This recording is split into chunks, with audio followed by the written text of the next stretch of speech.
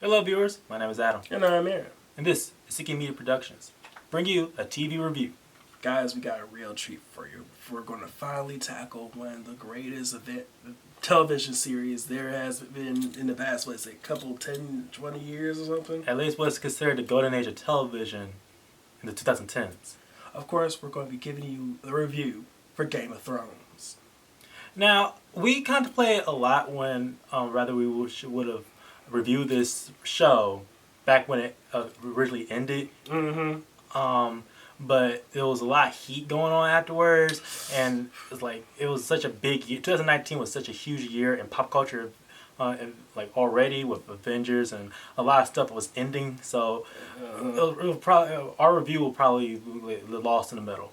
At the time, Game of Thrones was indeed the most looked after, most anticipated show week by week, and it's proven very successful, especially since at the time of this video, a prequel series of it is being developed by HBO for HBO Max. But let's try and delve deep into as to why this show was so beloved and enjoyed.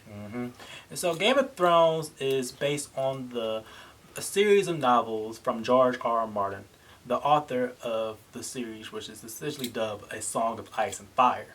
Now, of course, Game of Thrones takes its name from the first entry into this series, Game of Thrones. But it encompasses all the books that went into it thus far. But unfortunately for the series in itself, the series itself was not finished by its conclusion. At least the books. And was planned as a 7-novel series. So far, only 5 has been officially released. But the 6th book, The Winds of Winter, and the last one, A Dream of Spring, still in development. Maybe, hopefully, he's going to finish it. We don't know. But essentially, what's really the plot of Game of Thrones? Well, it really is, like its title suggests, it's a political play on multiple ruling houses in the fight for the world's most uncomfortable chair. I don't know why everybody wants it. It looks horrible. It throws up the entire feng shui. But it's this big pointy iron chair in the middle of this, in a big place called King's Landing, and everybody wants it. Yes, it's officially called the Iron Throne. But of course, there are also interesting storylines that interwovens and intertwines with that whole political intrigue itself, as there's fantastical elements in this medieval different Elseworld story. This is a world where magic is alive and well as dragons and evil wizard-like characters and stuff like that. Maybe not necessarily to the same extent as other series like Lord of the Rings or Harry Potter. This is a more grounded take. Exactly. In fact, I believe the only reason why Game of Thrones was essentially becomes as popular is because it wasn't the subtlety of its storytelling was what helped drew people in. It was managed to make some form of a grounded yet more down to earth medieval fantasy with much more attention to something that's more close to reality than like our own, as far as how people are able to maneuver around the world. And all these storylines and the rich, deep mythology and world building it's especially been fleshed out within 8 seasons.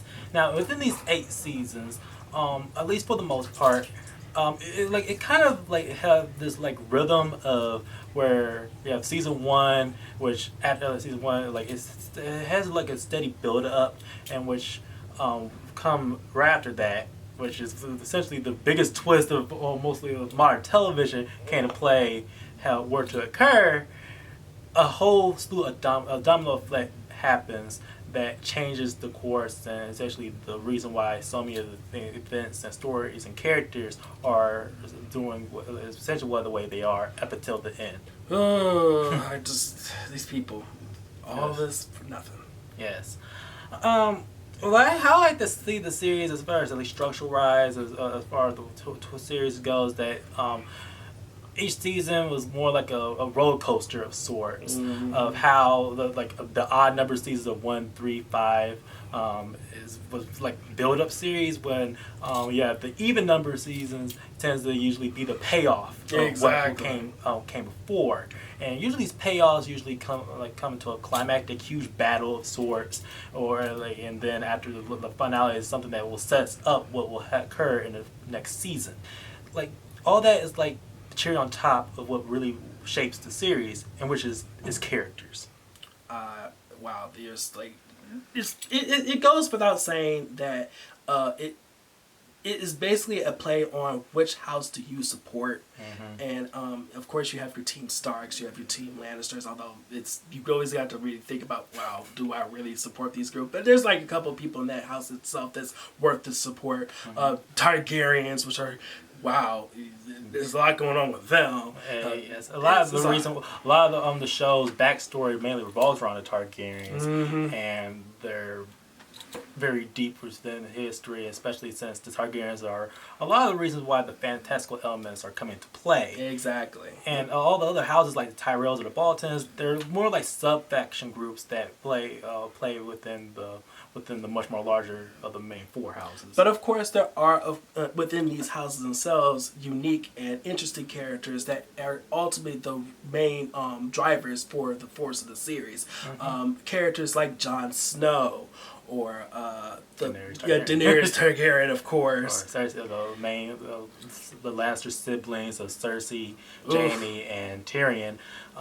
Each of these characters have such a unique personality, of which that plays along mainly from their houses, or the way they were brought up. Exactly. But what Game of Thrones does skillfully from the main writers or showrunners, David Benioff and D.B. Weiss, is how they're able to basically visualize and highlight George R.R.'s take on morality. Yeah, these are definitely characters that you see yourself rooting for, but at the same time stepping back and understanding, are these people necessarily the right people to lead? Are there reasons for taking on certain actions the best choice? You'll find yourself rooting for someone who will be the underdog of a situation For at least one season. Yes, and then they'll completely turn and to be the complete douchebag, or somebody wind up being the complete opposite and wind up having some form of redemption arc. You never know, and it's very it really stands on keep the audience guessing, especially once after season 1 happens, all bets are off. I know, definitely, in my opinion, there are quite a few characters in this series that I find myself going backwards and forward with, rather than I enjoy, if I ended up rooting for them in the beginning, or hating and despising them towards the end. Yeah, it's very tricky, especially when it came to that final season, which unfortunately some of the major characters' storylines either A, gets dropped off completely because of time restraints in production, or they get shortchanged because of a rushed sense of time management. It's unfortunate, but so much of it is because of the production of the show. Game of Thrones essentially became, at the end of its run, the most expensive television show ever put to film.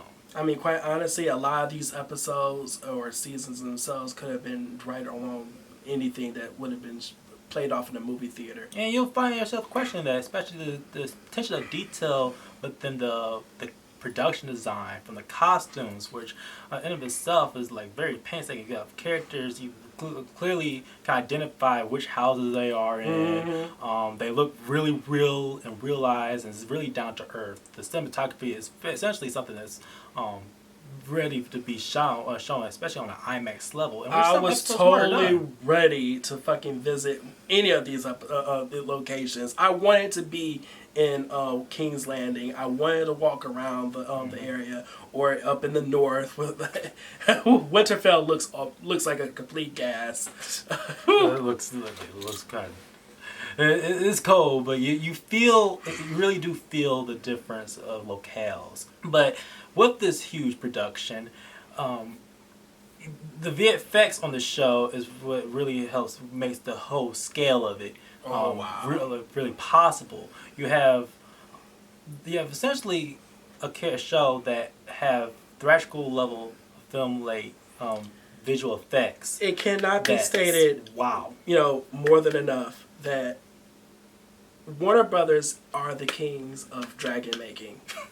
The dragons in the show look amazing. I love them, and so do. And it goes to some of the other creatures that you see in this series, like the White Walkers, or just you look at the scaled up versions of dire wolves. Yes, this show knows where to place its budget in certain aspects, but then it's also got other issues for certain situations as well, where they don't give enough detail for certain things like the Children of Forest, where I feel as though that's where some of the weaker aspects. But for the most part, this series it knows where to put its money at. And especially when it comes to yet again the big battle sequences, where you'll literally have entire episodes dedicated to these long, extensive battles that takes place in various different parts of Westeros.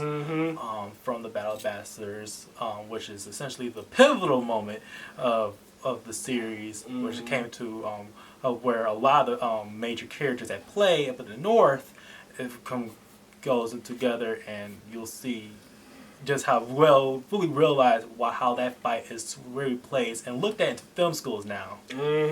But of course enough, you do have some downers of some of one of the most pivotal fights that are in due to some cinematography cinematography problems that may or not be maybe because your television wasn't set right. Yeah, that we're looking at some of those really cool dramatic flying sequences, or just any of the sequences that really took place at night. It was really hard to see. Yeah, it was. But essentially, when it comes to the final season, no matter how you might look at it to a plot and character standpoint, the final season in itself creates some of the most visually stills that no fantasy series have yet to be able to replicate. But that's something that also should not be underlooked is, of course, the series music composed by Ramin Djawadi, who has been an upcoming composer ever since, mainly within the 2010s. He's done the first Iron Man movie, Pacific Rim, another one of our favorite shows, Person of Interest. Oh, I love this series. And Game of Thrones, he composes Game of Thrones' main themes, which is probably one of the best theme songs ever.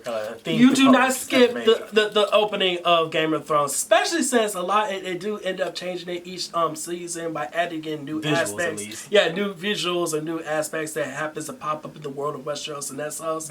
But of course, we're also there because the theme song for this series is amazing. Everybody knows it by heart by this point. And especially in certain ways that he's able to use motifs and character themes is essentially helps you identify characters or identify houses within themselves. The Lannister things is very you'll know exactly when a Lannister is in presence, or at least their motives are in play once you hear some of the little scores that he has composed. But within a lot of that, we can't underlook the fact that the final seasons, mainly particularly seasons 7 and 8, are a reason why the ending of the series is very not looked at, very frowned upon. Of course, you do have to give credit where credit's due. They did the best they could with the material they was given, because, of course, as we all know, and we stated earlier in this type of review, that the series of books were not finished up to the date when the series itself was about to conclude on television. But there were still things that could have been done in order to wrap things up more neatly and finished, but they just did not do that. Yes. So essentially, with both seasons being shortened, much shortened as opposed to the 10 episodes that usually compose of seasons 1 through 6, I feel as though time management should have been mainly spent on the substance of the series as opposed to the spectacle that is the reason why most people come to the show in the first place. I know it's why I came here. But with that all taken into account, how poor the last 2 seasons were, but how great most of the other aspects of the series is in itself, it revolves around to the notion that we have to acknowledge Game of Thrones as just being a great series, rather than it could have been an amazing or even epic. It could have easily just been an epic if it wasn't for the fact that the endings was such a mixed bag. But the reason why we're saying it's great is because we're taking into consideration the impact of the show itself and how it basically helped transform the landscape of entertainment, especially home entertainment, Exactly. as we know it. We're still looking towards what is going to be the next series that's going to take Game of Thrones space. We don't know yet, but until that happens, this will still be a pinnacle part in television history. Or cinematic history. We don't know. Yeah, either way. But there you have it. That was our review for Game of Thrones. My name is Adam. And I'm Aaron. Guys, if you like this review, please like, share, and subscribe. And please hit that little bell at the bottom for notifications so we can give you more content in the future. Please comment below. We want to hear your thoughts. What other series would you like us to review or just general discuss? Let us know, what was your favorite episodes throughout Game of Thrones, or if you haven't caught on to the phenomenon. I mean, first and foremost, where have you been at, and then secondly, what's going to take for you to jump in. But thanks guys, see you there. See you.